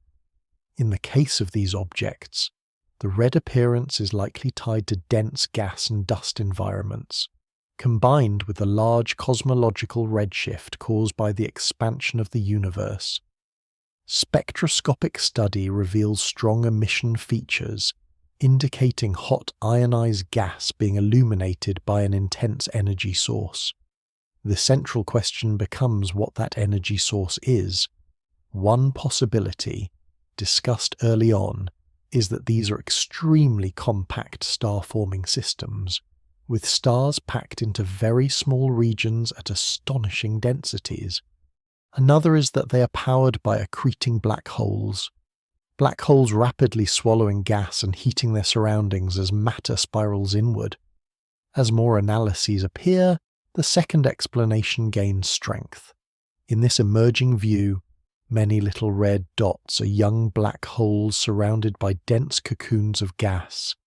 The black hole itself is not seen directly. Instead, its accretion energy heats the surrounding material, which then emits radiation that has been filtered and reprocessed by the cocoon. This can produce the compactness, brightness, and unusual spectra that make the objects so distinctive. If this interpretation is correct, then the little red dots are not a minor curiosity.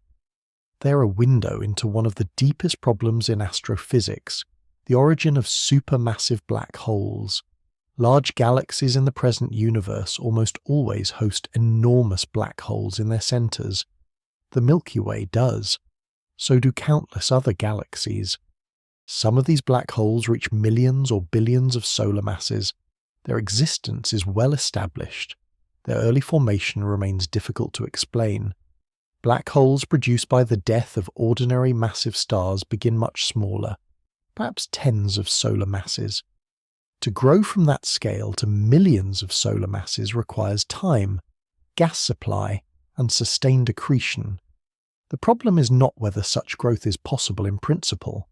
The problem is whether it can happen quickly enough. The little red dots appear when the universe is only a few 100 million years old.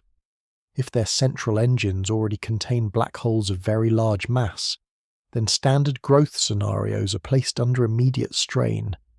There has not been enough time for slow, ordinary accretion to do all the required work. This is why several more specialized formation routes are taken seriously. One is direct collapse. In that scenario, a massive cloud of primordial gas avoids fragmenting into ordinary stars and instead collapses more directly into a black hole seed that is already large, perhaps thousands or tens of thousands of times the Sun's mass. Starting from such a seed makes later rapid growth more plausible. Another possibility is sustained super-Eddington accretion, in which black holes consume gas at rates that temporarily exceed the ordinary balance between inward gravity and outward radiation pressure. Under special conditions, thick accretion flows or geometric effects may allow this. A third, more speculative route involves primordial black holes formed from extreme density fluctuations in the earliest moments of cosmic history, though there is no consensus evidence that such objects exist in the required population. The little red dots therefore press inward on the question of initial conditions. They do not merely show that black holes can grow. They suggest that black hole growth in the young universe may be common, rapid, and deeply entangled with the earliest phases of galaxy assembly. In some cases, these objects may represent a short-lived stage in which a growing black hole is still wrapped in the dense gas that feeds it. Later, as radiation and outflows reshape the environment, the object could transition into a more familiar quasar or active galactic nucleus. That would explain why similar populations are not seen in the same way today. The little red dots may be an early developmental phase, visible only during a narrow window of cosmic time. Their significance then becomes twofold. On the astrophysical side, they offer a plausible route toward the black holes that later dominate galactic centers. On the cosmological side, they intensify the impression that the young universe is producing organized and extreme structures with remarkable speed. Galaxies appear early. Heavy elements appear early.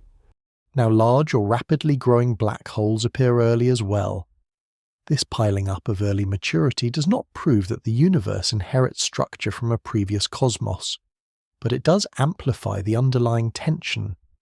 The first few 100 million years begin to look less like a slow awakening and more like a period of fast, efficient construction. The inner engine of that construction may be gravitational collapse into black holes on scales previously thought difficult to achieve so soon. In that sense, the little red dots are not just red points in deep images, they're concentrated clues, telling astronomers that the early universe may have been exceptionally favourable to the rapid formation of compact power sources. Whether that favour arises from revised ordinary physics, from unusual environmental conditions, or from deeper features of the universe's starting state remains uncertain.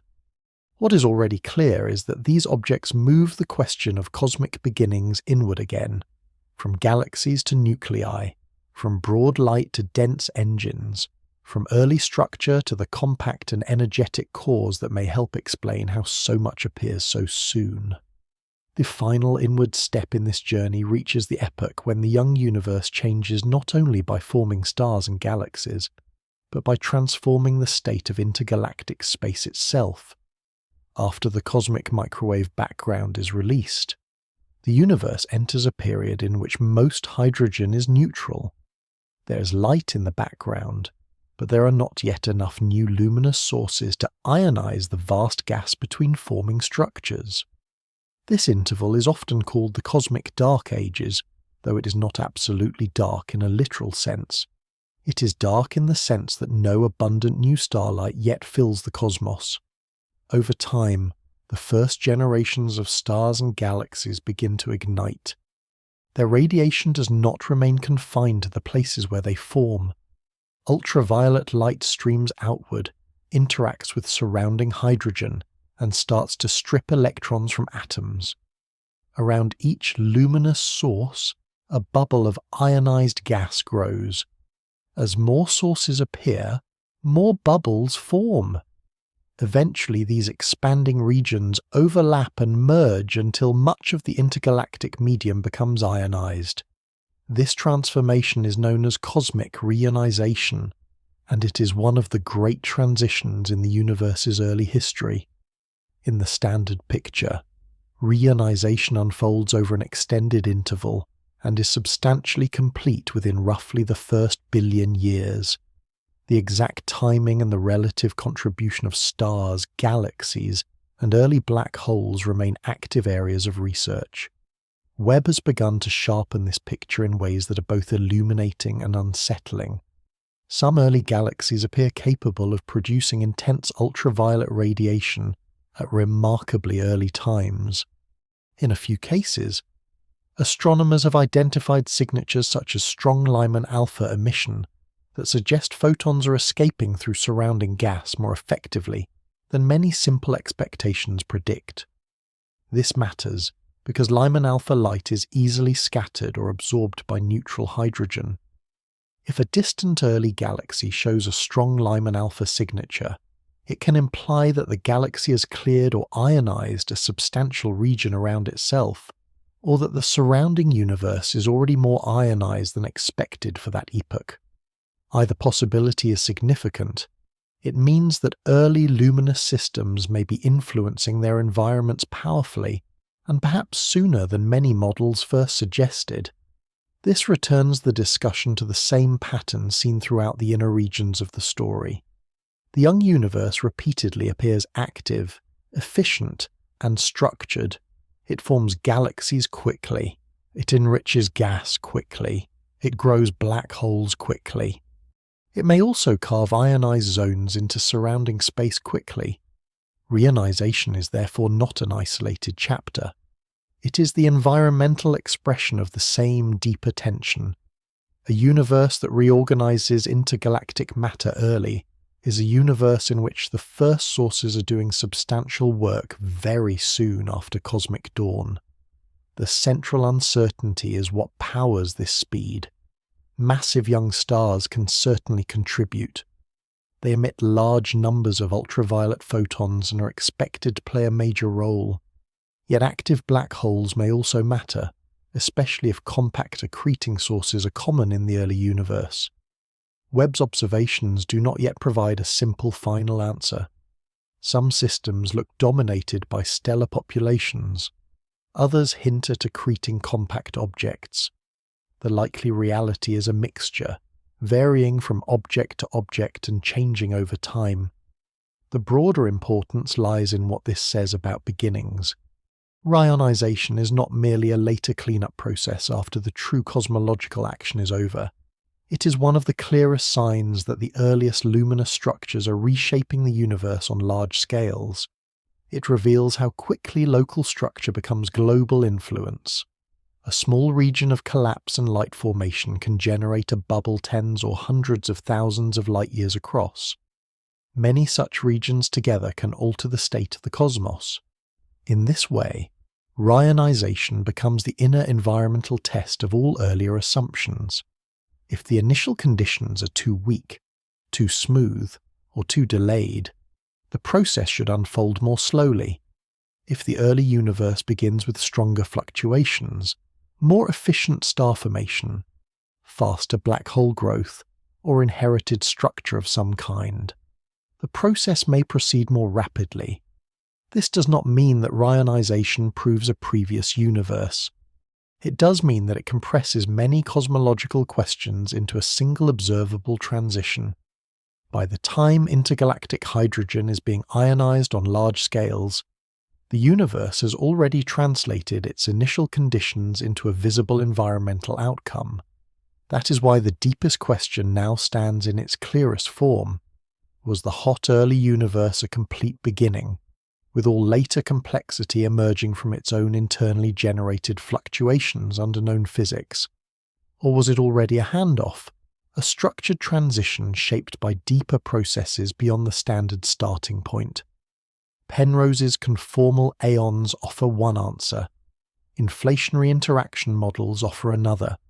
More conservative revisions to early astrophysics offer others still. None has yet closed the matter. The evidence remains suggestive, incomplete, and contested. Yet across many lines of observation, a common impression has emerged.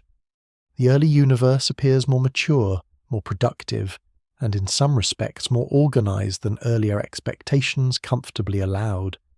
The oldest light may contain debated anomalies. The earliest galaxies may be larger and brighter than predicted. Heavy elements may appear sooner than expected. Expansion may carry an unresolved tension between early and late measurements. Little red dots may reveal black holes growing rapidly in dense cocoons. Rhionization may be unfolding through powerful early sources sooner or more effectively than simple models first assumed. Taken one by one, each puzzle may eventually find a local explanation. Taken together, they keep open a larger possibility. The boundary called the Big Bang may mark the beginning of the universe as presently observable, while not exhausting the deeper story of why this cosmos begins with the conditions it does. At the innermost edge of current understanding, science has not shown that there is definitely a before. It has also not earned the right to say with full finality that there cannot be one. In that careful space between evidence and conclusion, the young universe remains the most revealing witness. It does not speak in certainty. It speaks in structure, timing, and light, and in the quiet suggestion that beginnings may be less solitary than they once seemed. The universe settles again into stillness at the far edge of thought.